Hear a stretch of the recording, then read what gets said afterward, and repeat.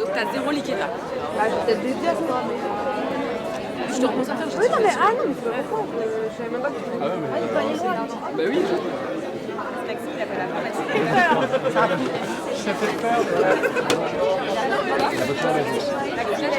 C'est très familier.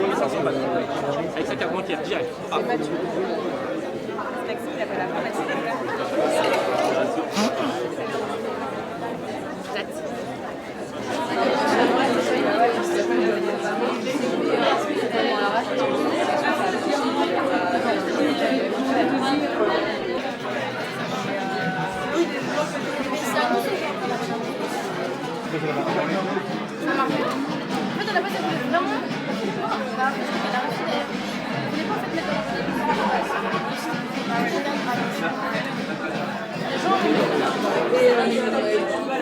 Et moi, j'avais une série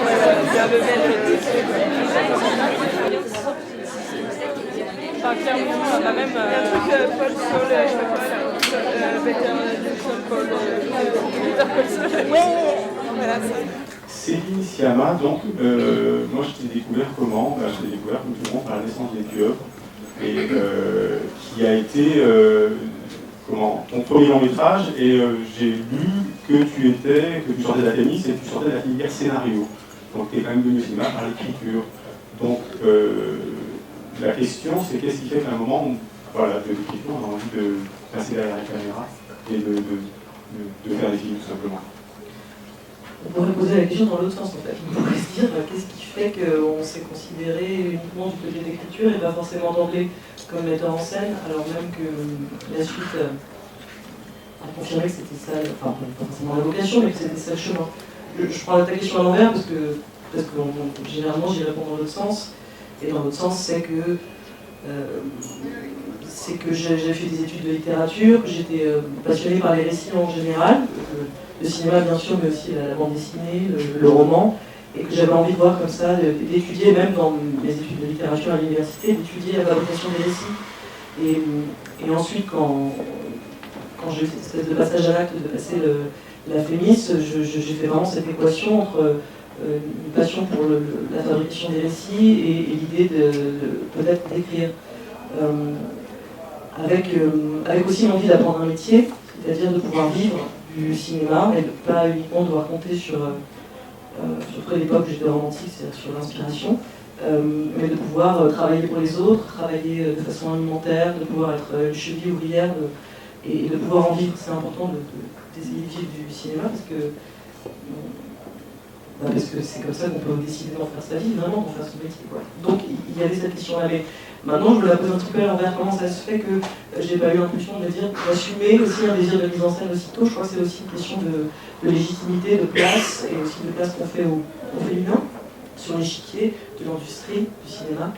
Et c'est vrai que j'avais du mal à me penser réalisatrice et que c'était beaucoup plus simple de se penser scénariste. Après, il se trouve que depuis toujours, je fais les deux, et qu'en réalité, on fait un film tous les 3 à 4 ans, mais j'écris constamment pour les autres, donc je crois que c'était pas non plus une mauvaise intuition. Il y avait vraiment l'envie des rencontres, des collaborations, et de pouvoir aussi être dans une forme d'artisanat.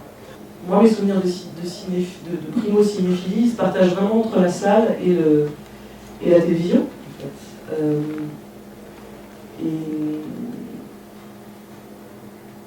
Et j'allais au cinéma pas si souvent.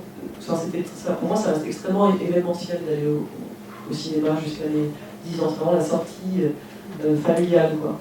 Et j'ai l'impression que je connais par cœur la liste des films que j'ai vus au cinéma parce que c'était rare, quoi. Alors, je complète ma question. Quel réalisateur t'ont fait dire à un moment j'ai envie de faire ça?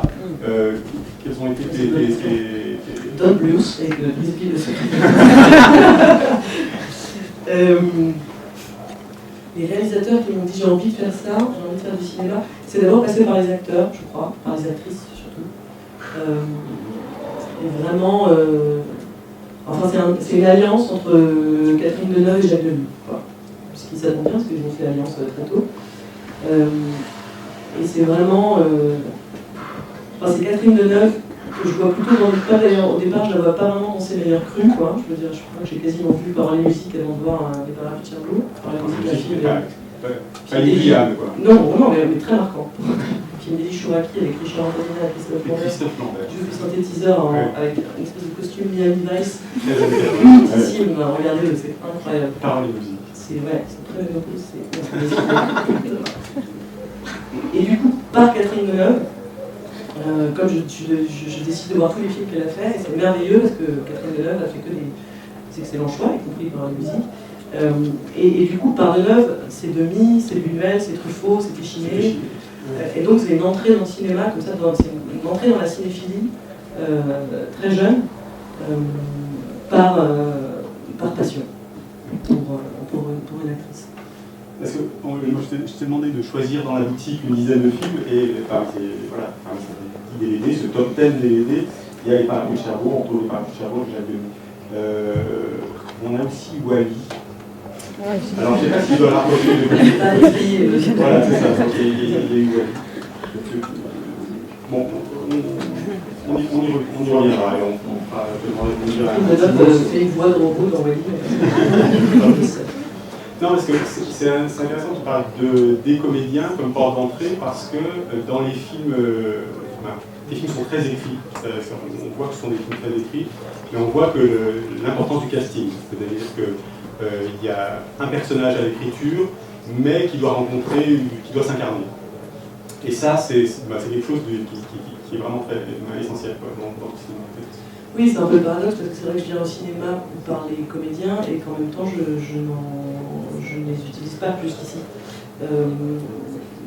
Parce que ce sont des primo-accédants, comme on dit dans le jargon immobilier, mais enfin, c'est des gens qui jouent pour la première fois. Et que du coup, c'est des comédiens, enfin, ils deviennent comédiens au cours du tournage, quoi. Et donc pour l'instant, c'est vrai qu'il y a une contradiction entre la méthode, peut-être, et le premier renvoi. Mais par ailleurs, je crois vraiment pas, enfin, j'avais pas à cœur de travailler avec des non-professionnels. J'avais à cœur de travailler avec des acteurs qui avaient l'âge des rôles.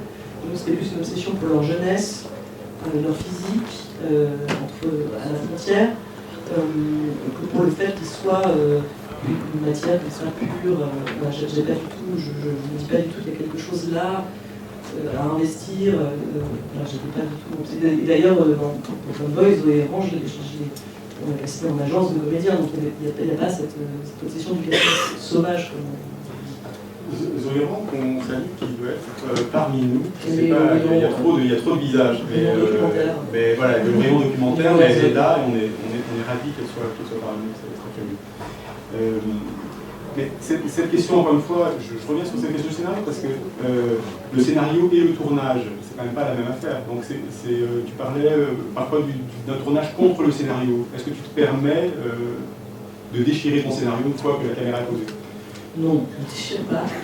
Et finalement, et d'ailleurs, même les films en montage, même si on a le fantasme parfois de redistribuer un peu les cartes, de se dire ah, tiens, si on mettait cette scène-là, ça fait partie du processus de réécriture. Au final, je dois avouer que les films sont montés généralement dans l'ordre du scénario. Enfin, même Bande de filles est une exception, je dois dire. Il y a une scène assez essentielle qui a bougé, qui n'était vraiment pas à l'endroit où il était prévu, mais c'est la seule fois. Donc, il n'y a pas cette idée de... En fait, on dit ça parce qu'on veut tuer le scénariste à ce moment-là, c'est-à-dire on ne veut pas être crispé sur les intentions d'écriture et on veut pouvoir accueillir l'accident, mais je crois que c'est... Je crois pas vraiment... Si je suis vraiment là, je crois pas vraiment... Tu te laisses surprendre par ça.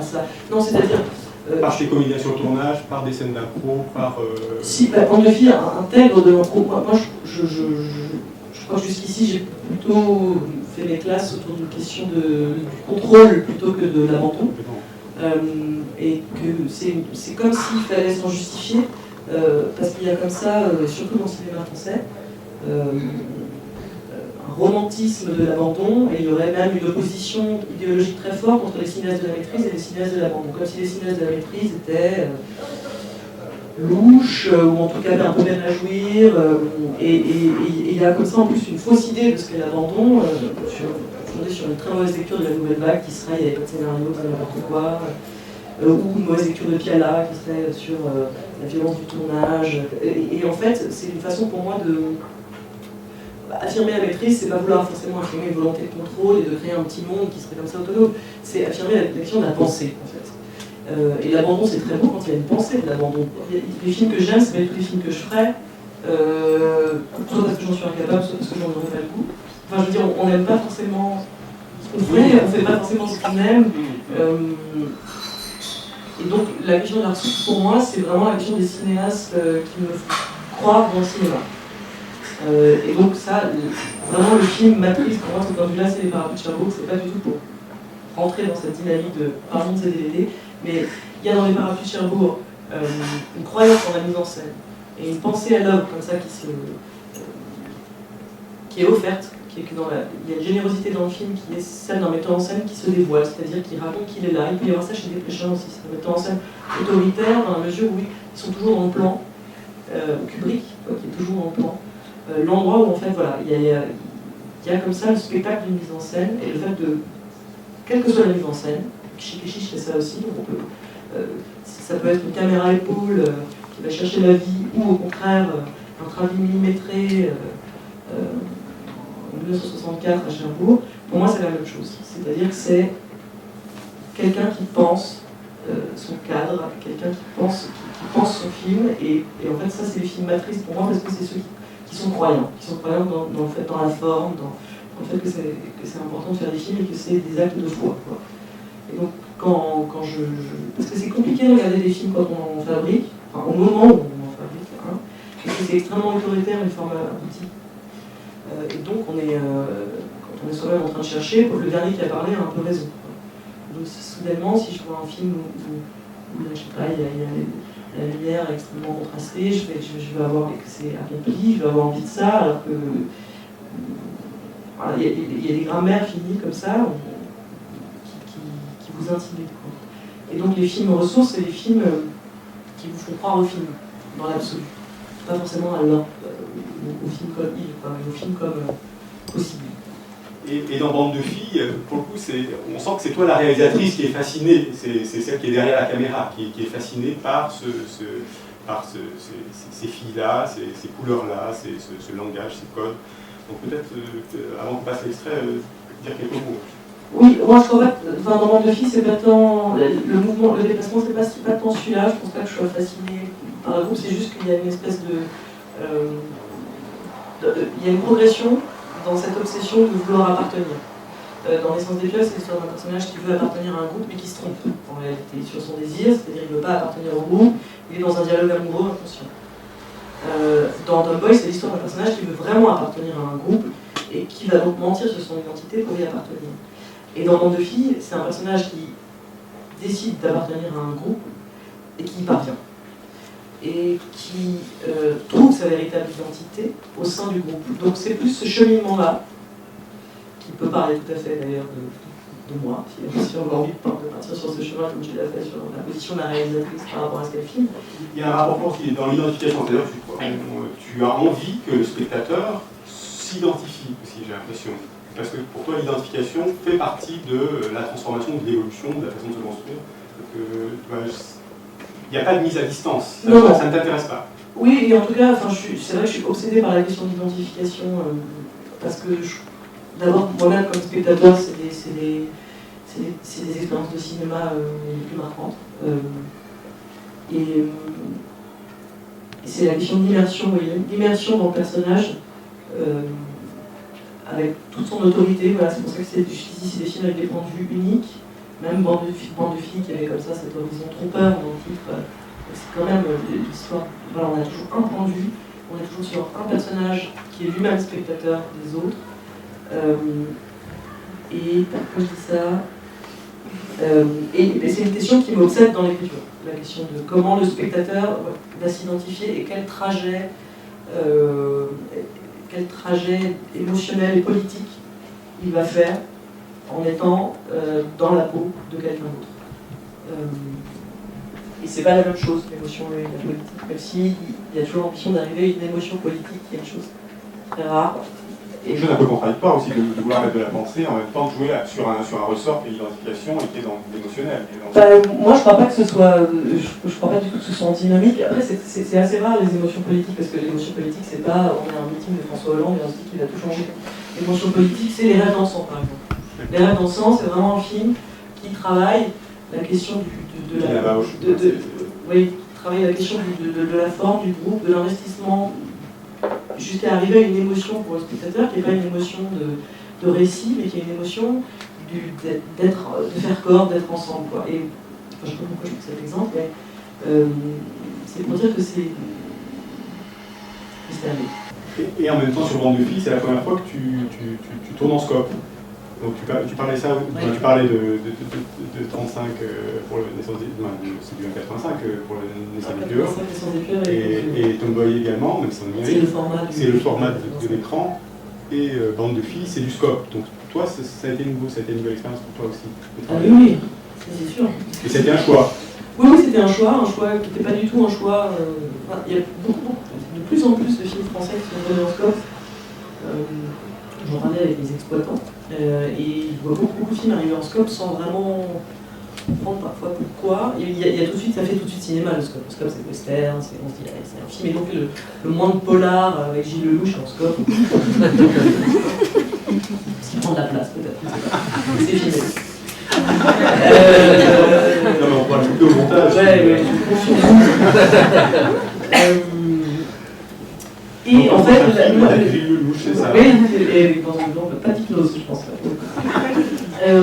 Non, mais là, il y avait vraiment l'idée le scope était justifié pas du tout pour ce truc de western urbain, de citation de la haine, qui peut être une matrice du film de banlieue en scope. Mais vraiment dans l'idée de pouvoir filmer 4 personnages ensemble, sans être à 20 000 km, de pouvoir vraiment faire des plans moyens, avec pas moyens comme médiocres, mais moyens comme plans américains, avec les 4 personnages. On va faire un portrait de groupe qui reste épidermique comme ça. Donc c'était le choix du scope, je pense que c'était tout ça. Mais c'est une grammaire extrêmement différente, très compliquée. Changer de format, c'est vraiment, ça change tout, ça change tous les calculs, ça change même le nom des focales.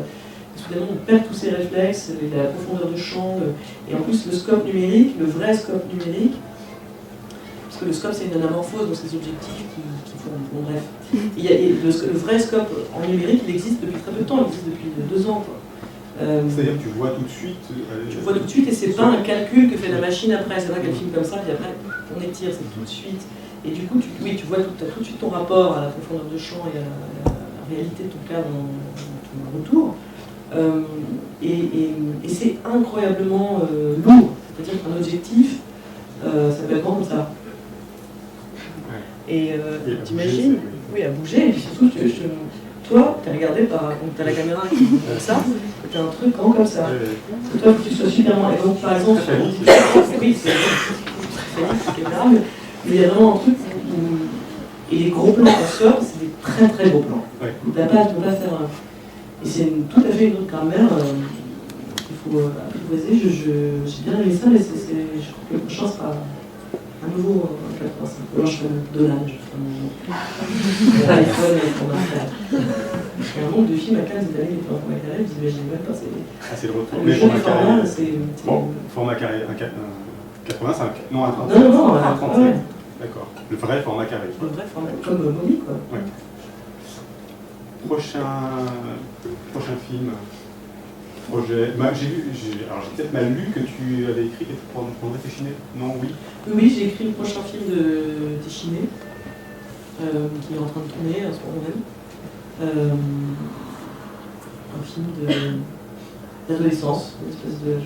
Son premier.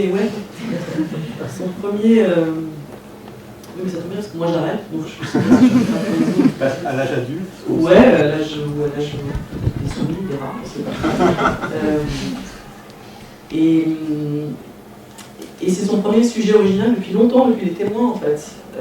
Et il m'avait convoqué sur le précédent, sur l'homme qu'on aimait trop, qui était là aussi une commande et un fait divers, etc. J'avais dû choisir entre lui et moi, c'est faire mon film ou faire le sien. J'avais la mort dans l'âme, choisi le mien, parce que quand même, j'étais en train de dire non à écrire un rôle pour quelqu'un d'autre. Ce qui était un dialogue entre moi-même et moi-même. C'est dans une machine, j'ai pris une petite machine à voyager dans le temps, j'ai été expliqué à la fille de 14 ans que j'étais, que bah non, j'ai pas écrit pour Catherine Deneuve. Ce qui était, sur le moment, j'ai dit oui, au départ j'étais là, mais je peux pas dire oui. Et en fait, parfois, juste quand on vous offre la possibilité de faire les choses, fantasmatiquement, elles sont faites, en fait, parfois ça suffit. Mais moi, je suis ravie qu'il m'ait rappelé pour finalement écrire mon premier sujet original depuis très longtemps. Sur 2 garçons. Je ne peux pas en dire. Non, évidemment, c'est un tournage. Voilà. Mais c'était assez cool pour moi parce que Téchiné, c'est vraiment un cinéaste, d'ailleurs, il est dans cette petite pile de DVD, j'ai choisi Les Roseaux Sauvages. C'est vraiment. Commençons. Donc, Les Roseaux Sauvages. Ici. Voilà. C'est vraiment, j'ai vu tous ces films, toujours avec l'entrée de Neuve, qui a été en même des fois record avec lui. Et Les Roseaux Sauvages, c'est toute cette époque aussi. Moi, j'ai choisi des films qui à chaque fois racontent quelque chose du moment aussi, où on était le cinéma, l'industrie, les auteurs, parce que Les Roseaux Sauvages, c'est vraiment ce moment où sur Arte, il y a ces films qui sont faits comme ça, des téléfilms, ça c'est un téléfilm, comme La vie me fait pas peur de Noémie Glouski, comme le premier film de Patricia Mazui, comme il y avait un Sayas aussi, enfin il y avait comme ça cette idée de faire des films très rapidement sous le patronage d'un homme de télévision remarquable qui s'appelait Pierre Chevalier, qui était le responsable de l'unité fiction d'Arte. Et il y avait comme ça par an une dizaine de films, de très jeunes auteurs, ou de très vieux jeunes auteurs, comme Téchiné, qui pouvaient comme ça trouver de la liberté à la télévision, et finalement les films se retrouvaient au cinéma. Et pour moi qui étais à ce moment-là en plein cœur de ma cinéphilie adolescente, il y avait l'éducation à une politique des auteurs. Et à l'idée qu'il y avait une génération comme ça qui émergeait avec des films faits très vite et dans une économie moyenne qui autorisait à rêver qu'on pouvait faire du cinéma aussi. On a pris un film de Noémie-Glouski qui passait que j'aurais bien choisir, mais bon voilà, c'est son dernier ou avant-dernier, je crois qu'il y a son dernier, ouais. Oui, j'aurais pris La vie me fait pas peur, mais puis il n'avait pas en magasin, car sans doute il était épuisé. Mais bon, ça arrive. Un grand film. Mais pour moi, ouais, Camille Renaud, oui, La vie me fait peur. Noémie Glouski, globalement, c'est vraiment une étape dans la cinéphilie, parce que quand je vois La vie me fait pas peur, je me dis, tiens, on peut être une femme et être cinéaste. Et toute cette génération-là, Laetitia Masson, ils sont arrivés tout en même temps, Laetitia Masson, Pascal Ferrand, ce jeune cinéma français des années 90, avec aussi Éric Rochant, Les Plechin et compagnie, il y avait quelque chose comme ça. D'être cinéphile à ce moment-là, d'assister à Pris en jouant avec les morts, quand je me suis despité, La vie me fait pas peur, en avoir ou pas, et se dire, tiens, il y a une génération qui émerge, en plus ils ont l'air d'être amis, ils ont l'air de travailler ensemble. Il y avait quelque chose qui, par rapport au cinéma des années 80, des Besson, des Benex, d'un cinéma comme ça très très produit, il y a quelque chose de l'ordre de la proximité, de l'amitié et de la jeunesse qui donnait envie de faire du cinéma. Chose qui, j'espère, est en train de se passer aujourd'hui dans cette jeune génération de cinéastes. Non, mais c'est vrai, il y a des très bons premiers films, et il y a beaucoup d'amitié chez les jeunes cinéastes français, et un esprit de débrouillardise, et de comment on compose avec l'industrie, les budgets, comment on y arrive, ensemble, une pensée du collectif, une pensée générationnelle, qui, j'espère, déclenchera des vocations parmi vous. Alors, on passe au cinéma américain, Tous en scène de Minelli, avec Fred Astaire et Sid Charisse. Ouais. Les longues jambes de Sid Charisse. Oui, avec cette entrée incroyable dans cette scène où il est habillé comme. Là, Fred Astaire, il est habillé comme Michael Jackson dans le clip de Smooth Criminal. Ah non, mais Michael était un grand fan. C'est un hommage direct à Fred Astaire. Comme je suis par ailleurs une grande fan de Michael Jackson, c'est pour ça que Michael Jackson est. Si le personnage de Laure en Playboy s'appelle Michael, c'est parce que Michael Jackson. Il y a un indice dans le film qui montre que personne ne voit sauf les enfants et les aveugles. Là, à part le du prénom. Parce qu'il y a une jeu description, c'est pour ça qu'ils aveugles. Quoi? Oui, pour le prénom, en fait, on voit un moment, elle prend une boîte, dessus il y a un dessin de Michael Jackson et c'est l'indice que ça, les enfants le voient systématiquement. Pour eux, c'est très logique que ça s'appelle Michael, pas pour les adultes. Mais oui, l'idée comme ça que moi, la comédie musicale, c'est mon rapport au cinéma américain, c'est beaucoup d'abord la comédie musicale, et puis après, même globalement, la comédie américaine, les films de Cary Grant, C'est un peu mes figures de départ, James Stewart, et puis pour tous les Fred Astaire, et Jane Kelly aussi. Et il y a, même si je pense que je ne ferai pas de comédie musicale, mais aussi de temps en temps, il y a quand même l'obsession, le moment danser dans les films et de la chorégraphie. Et c'est surprenant parce que tu parlais de Nick qui t'avait beaucoup marqué des comédies musicales, et ça ne donne pas du tout envie d'aller dans cette folie. Non, ça ne donne pas envie d'y aller, quoi. mais parce que je crois, moi j'aime bien l'hybridation et j'aime bien mettre de la comédie musicale dans mes films sans en faire pour autant une comédie musicale. Parce qu'en plus la comédie musicale, pour en faire, et c'est pour ça qu'il n'y en a plus aujourd'hui. Enfin, je crois que la dernière fois qu'il y a vraiment une comédie musicale, c'est les films de Baz Luhrmann. Ouais, c'est assez massif, quoi. C'est massif, mais parce que la comédie musicale, c'est le genre dialectique par excellence avec le cinéma. C'est-à-dire c'est un genre qui quasiment même existait par pure promotion de l'évolution technique du cinéma. Et donc si, par exemple, je ne sais pas, quand le chanteur sous la pluie le raconte d'ailleurs, quand le parlant arrive, la musique, c'est d'abord le genre de jazz, c'est d'abord la musique. Le jour où il y a on passe du mono à la stéréo, c'est la Belle de Moscou avec Fred Astaire qui ouvre le bal de la stéréo, et il y a une chanson où Fred Astaire chante, il est en mono, soudainement ça passe en stéréo, et la chanson c'est sur le fait que la stéréo ça existe. Et donc aujourd'hui, s'il devait y avoir une comédie musicale, elle devrait être en 3D ou en réalité virtuelle, quoi. Ce serait il y a toujours comme ça un rapport entre l'endroit où est le cinéma et la comédie musicale. Je ne sais pas pourquoi je vous fais un cours sur la comédie musicale. Mais non, je n'en ferai pas. Certains aiment chaud, Billy Wilder, Marilyn Monroe, Tony Curtis et Jack Lemmon. Oui, alors Marilyn Monroe, c'est aussi une figure de mon adolescence, qui est aussi une actrice qui compte. C'est comme Victoria, que j'ai aussi mis dans la sélection, ça appartient vraiment à ces films qui ont cette... Victoria de Dave Edwards. C'est vraiment des films constitutifs à un endroit où ils sont extrêmement populaires. C'est des succès, et c'est des films qui sont destinés au grand public, mais qui ont cette subversion qui déplace comme ça. Bon, il se trouve que c'est sur la question du genre, c'est souvent là qu'il y a la question de la subversion. Et il y a comme ça ces questions de genre comme opportunité de fiction, et en même temps comme subversion profonde. On finit par la subversion toujours, quoi. Et c'est une espèce d'idéal, quoi. C'est-à-dire d'arriver à faire un cinéma qui soit à la fois généreux en fiction, en émotion, en pensée, et qui soit des vrais trajets de spectateurs, mais qui pour autant n'abandonne pas toute ambition politique, au contraire. Mettre au cœur de l'ambition, qu'il y ait pour ambition politique, dans l'objet même du film, qui soit extrêmement démocratique, vu par tous, partageable, généreux, pas clivant, et qu'en même temps, donc ça c'est la politique de ce que doit être un film, et qu'au sein même de l'objet, qui soit divertissant, innovant, etc., il y a aussi la pensée d'aujourd'hui dedans. Et pour moi, ça c'est des films exemplaires.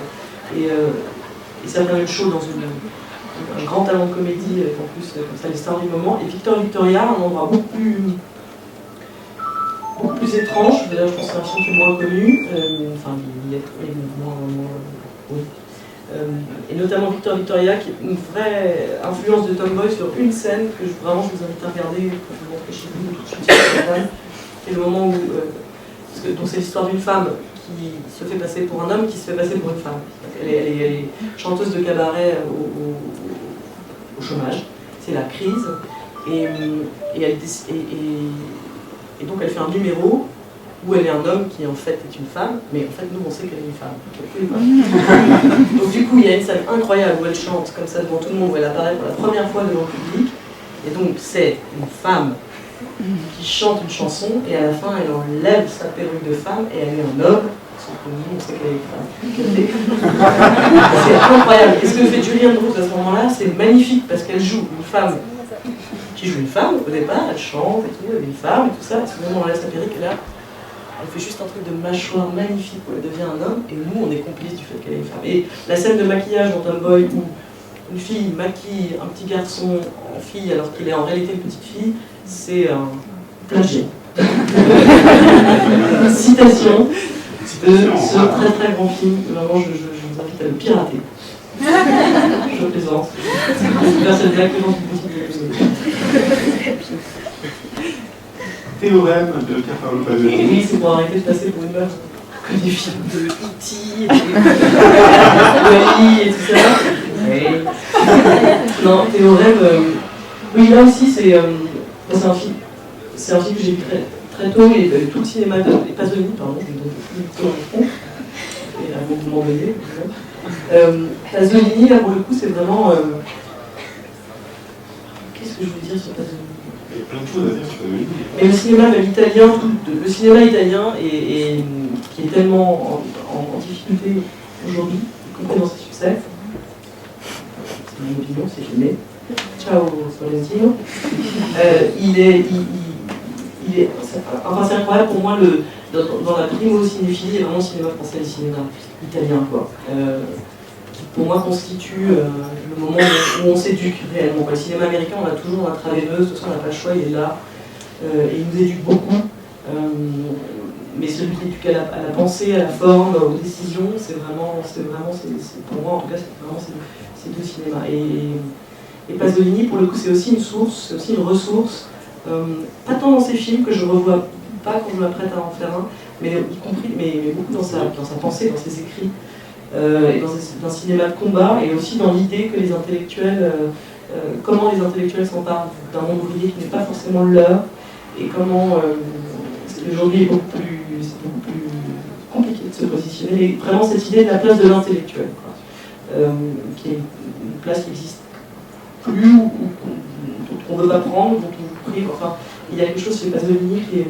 Un mépris aussi pour la bourgeoisie, un mépris qui est là pour la bourgeoisie. Oui, tout en étant lui-même bourgeois, mais il y a vraiment comme ça, c'est une pensée à la fois poétique et politique qui, pour moi, inégalée depuis, et qui est vraiment une ressource, ça donne de l'énergie, quoi. Alors, on finit par, donc, E.T. On n'a pas trop parlé de Wally, je trouve. E.T. et Wally, on va les regrouper, parce que c'est... Oui. Bon, je sais pas pourquoi on les regroupe. Bon, parce que c'est pratique. Oui, voilà. On va quelques questions déjà. E.T., c'est vraiment le premier, c'est vraiment des premiers films que j'ai vu au cinéma avec une très grosse émotion, et c'est un film qui, pour moi, qui reste matrice dans... Enfin, Spielberg, globalement, un cinéaste que j'admire beaucoup, et E.T. c'est vraiment une matrice dans la direction artistique, et notamment sur Tomboy, par exemple, les costumes. Enfin, Zoé me faisait beaucoup penser à Elliot dans E.T. et physiquement il lui ressemblait. Et dans les choix des costumes, parce que moi je fais des costumes de mes films, je ne fabrique pas dans un petit atelier clandestin, mais je les achète, mais en tout cas c'est ma décision. Et donc je suis assez obsédée par cette question du costume, et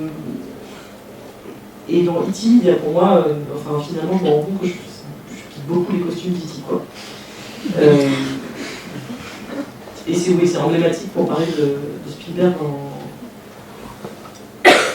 en général, et de cette cinéphilie de l'enfance, dans laquelle je pourrais mettre aussi les films de Robert Zemeckis, Retour vers le futur, ou Penny Marshall, Big avec Tom Hanks, ces films qu'on va voir vraiment en achetant des Prestagada, et où en fait finalement 30 ans plus tard, 20 ans plus tard, 25 ans plus tard, on se rend compte, au-delà de la question de la nostalgie et de l'attachement aux souvenirs, on se rend compte qu'il y a vraiment du cinéma dedans. Et ça, c'est vraiment... Ça, pour moi, c'est toujours une émotion, c'est pour ça que je les convoque. C'est pas par fétichisme ou pour dire, ouais, quand même, parce que c'est cool le grand écart pop, et donc j'aime Tarkovsky, puis j'aime Spielberg. Non, c'est pas pour ça, c'est parce que ces intuitions qu'on a enfant, que les films sont importants, et quand on constate des années après qu'ils le sont réellement, pour des raisons qui sont aussi formelles, et des raisons de pensée, et ça, c'est beau de constater qu'on avait raison à 10 ans, quoi. C'est rare. Et puis c'est un cinéma, oui, c'est un cinéma sur l'enfance de l'enfance. Severin, c'est pas la paye à Non, mais E.T., c'est très bien. On finit avec... Ah non, Wally, parce que je voulais prendre un film d'animation, parce que j'ai une vraie passion pour le cinéma d'animation. J'ai eu la chance d'écrire un film d'animation qui va sortir l'année prochaine. Et c'était vraiment fantasmatique pour moi. Même si c'est hyper bizarre parce que, en fait, du coup, on vous dit tu peux tout faire. Donc, sur le déjeuner, je peux pas faire débouler une armée d'éléphants, quoi. Et là, sur l'animation, ouais. Sauf qu'en fait, il y a des trucs que vous pouvez pas faire, vous savez pas. Moi, par exemple, j'ai fait beaucoup de scènes où le personnage mettre la tête sur l'épaule l'un de l'autre, se prennent la main, et ça, c'était pas possible parce que les marionnettes, elles galèrent, elles ont pas de cou et tout. Ça, c'est quand même incroyable. Et Wall-E, par ailleurs, même si je l'ai pris symboliquement pour figurer l'animation, c'est vraiment, c'est vraiment un très grand film, comme vous l'avez tous vu, j'imagine. Et c'est un dispositif narratif de dialogue comme ça entre un monde et ses signes. Qu'est-ce que l'amour, qu'est-ce que danser, une matrice de définir aujourd'hui par le biais d'un artifice, la 3D, etc., qui est, je trouve, vraiment, c'est un film d'une grande intelligence. On finit sur Twin Peaks, oui, je vois plus comment c'est. Finir sur Twin Peaks, c'est un peu sur la vie de Lynch, c'est pas... Bon, finissons sur lui. Parce que tu avais choisi aussi Mulholland Drive. Oui, j'avais choisi Mulholland Drive. Parce que moi, quand même, parfois, il y a des moments où on se dit pourquoi on est content de vivre à notre époque. Donc, c'est pas souvent, mais si, quand même, un peu tous les jours. Et moi, pour moi, avoir vécu la sortie de Mulholland Drive au présent, c'est comme avoir vécu la Coupe du Monde 98, quand on se dit arrive. Et ben voilà, Mulholland Drive, pour moi, c'est vraiment me dire, là j'ai vécu un moment historique, quoi, d'avoir vu ce film au moment où il est sorti, après mon ticket, de ne pas savoir. Ça reste, voilà, pour moi, dans le top 10 des moments où on se dit. Pas Lost Highway.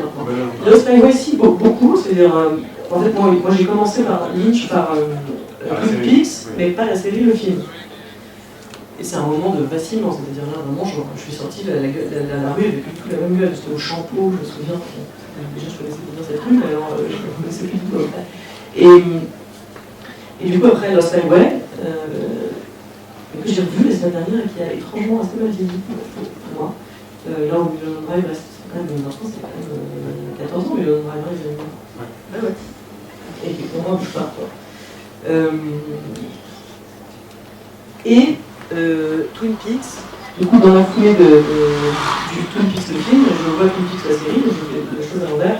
Et là, c'était aussi une façon pour moi de parler pour la sérénité, qui reste un fantasme d'écriture absolue pour moi. C'est-à-dire, entre chaque film, j'essaie d'écrire une série télé. Alors, je vais la proposer aux chaînes, et généralement, ils ne l'attendent pas, jusqu'ici. Mais il y a vraiment, enfin, j'arrive pas à faire moi, j'efface totalement la frontière entre les objets. Même si écrire pour la télé, c'est pas du tout le même métier, pour l'avoir fait un peu sur les romans, je pense vraiment que c'est pas le même métier. Pas les mêmes interlocuteurs, pas les mêmes processus, relations, production, etc. Mais en termes de, pour moi, de goût de spectateur, j'arrive pas à la hiérarchie maintenant entre ma passion pour les feuilletons et pour le cinéma. Quelles sont les dernières séries quelles sont tes séries préférées, favorites? Séries américaines, j'imagine? Oui, non, j'ai une grande passion pour le Kingdom de Lars von Trier, que j'avais vu au cinéma, pour tous les épisodes de l'Hôpital et ses fantômes de Lars von Trier. Vous voyez ça, c'est fabuleux, la saison 1 surtout. Moi, j'aime l'idée que les séries télé soient avancées et que justement elles aient une fin, et celles-là, elles sont très rares à être vraiment pas soumises à la reconduction, au contrat, à l'audience. Il y en a quelques-unes, il y a Six Feet Under, il y a Mad Men, et il y a les Sopranos, et on peut voir à quel point ce sont les séries atypiques de Wire. Donc elles sont pensées comme ça, pas pour être répétées à l'infini, mais pour se terminer, et ça, je trouve ça très beau que ça se termine, les séries télé, même si ça nous laisse orphelins, mais c'est très beau d'être orphelin de personnages. Moi, j'aime beaucoup ça au cinéma, être orphelin des personnages, c'est aussi vivre avec eux pour toujours, quoi. Alors que si Don Draper est toujours tous les dimanches chez moi, bon, à un moment, je viens par m'ennuyer comme un vieillon, quoi. Donc, moi, j'aime beaucoup ce sentiment-là à la fois des retrouvailles avec les personnages, ce qui est très beau dans la série, mais aussi de la fin de la tranche de vie, quoi, qui correspond à la nôtre aussi, quoi. Moi, maintenant, je peux faire du binge-watching et regarder mes 12 épisodes d'Orange is the New Black dans la nuit comme une folle, mais à l'époque, quand c'était sur Canal Jimmy, que j'achetais les VHS, des Sopranos, il y avait vraiment cette question de la fréquence, de la régularité du rituel, que moi j'essaye beaucoup de garder dans mon rapport aux séries, parce que ça me plaît. Donc je n'attends pas la fin de la même pour regarder les 12 épisodes, je les regarde, le lendemain de leur diffusion, très rituellement. Mais j'aime bien cette idée du rituel dans le film. Dernière question, je pose une dernière question, après je donne la parole au public. J'ai vu que tu avais interviewé pour elle et Kim Kardashian. J'ai mal lu, j'ai bien lu, c'est vrai. C'est vrai, oui. Et alors, est-ce que tu veux nous en dire quelques mots? Il faut lire l'article peut-être. Oui, il faut lire l'article. Après, ce que je peux dire, c'est que. Ça t'intéresse de rencontrer ces icônes, je ne sais pas si. Oui, ça m'intéresse. J'avais été frappée à la porte de elle en disant s'il vous plaît, laissez-moi interviewer Kim Kardashian. Ils sont venus me chercher et à raison, parce que je crois que très peu de gens voulaient écrire sur elle. Hein. C'est une icône assez polémique quand même. Est-ce qu'elle a beaucoup de choses à dire? Mais en tout cas, vous savez, elle n'a pas rien à dire. Il y a plein de gens que vous estimez beaucoup qui n'ont pas grand-chose à dire non plus. Oui. Enfin, je veux dire, non, c'est pas on parle aux acteurs d'avoir grand-chose à dire, etc. Pour moi, elle est comme elle se présente comme quelqu'un qui n'a pas forcément grand-chose à dire. Oui, mais en tout cas, elle met beaucoup d'énergie à exister. Donc c'est ça qu'il faut regarder. En fait, la question de ce qu'on a à dire, l'énergie qu'elle a à exister, qui est une énergie entrepreneuriale, sans doute très, et en même temps très exhibitionniste, elle raconte beaucoup d'aujourd'hui. Et moi, je crois que questionner la culture populaire, c'est aussi, parce qu'elle est une figure de la culture populaire, aujourd'hui on dit pop, mais c'est populaire, hein. La regarder, la décrypter, c'est aussi notre responsabilité, parce que sinon on peut tous commencer à dire que tout est nul, quoi. Moi, je suis pas en train de dire qu'elle est géniale ou qu'elle est nulle, mais elle représente quelque chose, et si à un moment on décide de la regarder, c'est quelque chose de nous parler, quoi.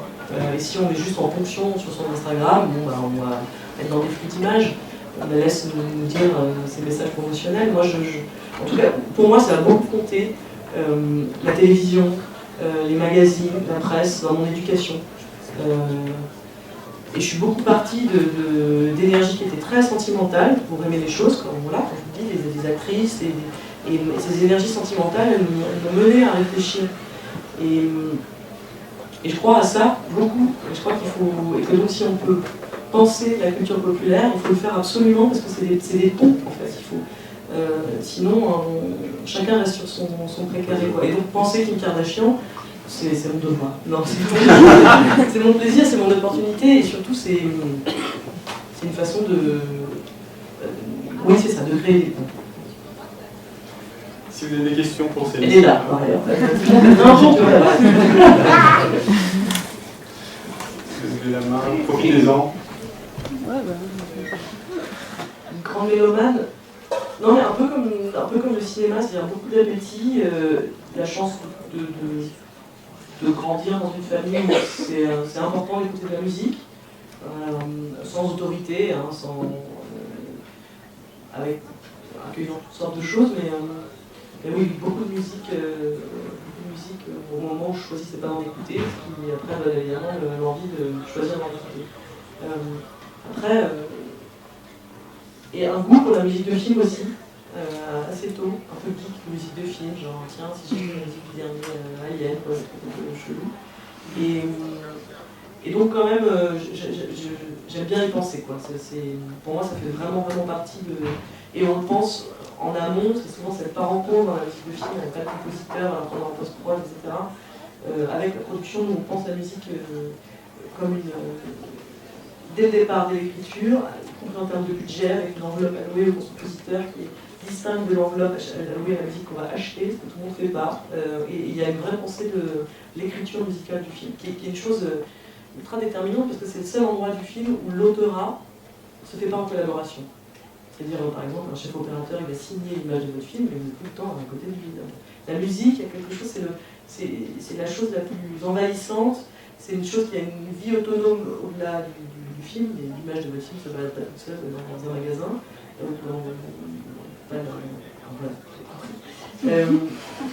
Et il y a quelque chose comme ça dans la musique qui est extrêmement puissante. Il y a des facilités, on peut trouver dans la facilité. Ah bah oui, incroyable. Y compris dans le fait de mettre son iTunes dans le film, quoi. Comme plein de gens font, quoi. Je j'aime bien cette chanson, j'ai les moyens, je me dirais, quoi. Et ça marche hyper fort, on est tous. Ça marche dans la vie, on on écoute la musique dans le bus 26, on a l'impression qu'on vit un moment épique, quoi. Un peu dans le bus 26. Donc c'est un vrai truc sur lequel il faut réfléchir, il faut être très vigilant, très penseur. Alors moi, j'ai du mal à procéder par thème. Je pense que ce que je sais sur la suite, c'est que j'ai envie de travailler avec des acteurs. Et j'ai envie de travailler sur un cinéma de genre, peu pas sûr en même temps. Et je crois que je pensais plus pareil, que les thèmes resteront les mêmes. C'est-à-dire apprendre à ses obsessions, on laisse toujours le même mètre carré. La question c'est comment, à la mise en scène et dans le récit, on le déploie autrement. Mais je crois que ça continuera d'être des personnages féminins au centre, des questions d'identité, mais voilà, Alien, c'est un grand film sur l'identité, par exemple, quoi. Avatar. Donc je crois que voilà, je ne procède pas dans cette idée de thème, j'ai de l'indulgence pour mes obsessions, je me dis, bon, voilà. Là, c'est pas non plus, c'est pas des trucs de niche, quoi, on est un peu plusieurs à les partager. Le quatrième film, j'ai l'impression que c'est pas si difficile que ça, en effet, pour toi. Pour moi, c'est gentil, mais je sais pas. Non, tout dépend du film. financièrement. Tout dépend du film. Tout dépend du film. Moi, jusqu'ici, j'ai été dans des économies assez raisonnables. On peut même dire parfois des économies de résistance. J'ai toujours eu l'argent dont j'avais besoin pour faire des films, mais parce qu'on a toujours, et quand je dis on, parce que je m'associe à la production, on a toujours pensé les films dans une économie. Pas que j'écris comme ça, que je me dis, ah tiens, combien ça coûte.